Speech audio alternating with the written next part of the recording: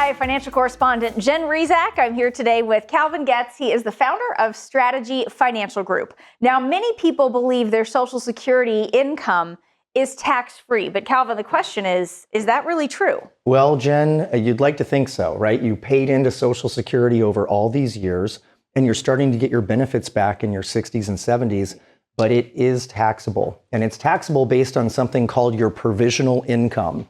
So if for most married couples that we work with, if their provisional income, which is their adjusted gross income plus 50% of their Social Security, if that adds up to over $44,000 in today's tax laws, then that benefit can be taxed. That Social Security benefit can be taxed up to 85% of it counts as ordinary income. So there are tools and strategies that we can use to place your retirement savings in tax deferred or tax sheltered accounts to try to get that tax rate down. Yeah, and this can be overwhelming to people. They have a lot of questions, especially when we're talking about the rules, the taxation for things like Social Security.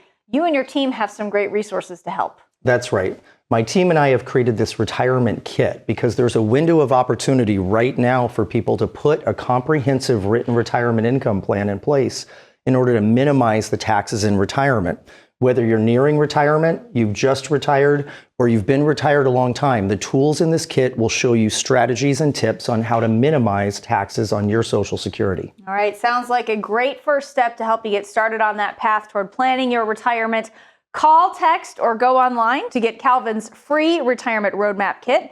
Calvin, thanks so much for joining me today. Thank you, Jen. And thank you for watching this week's Retirement Report.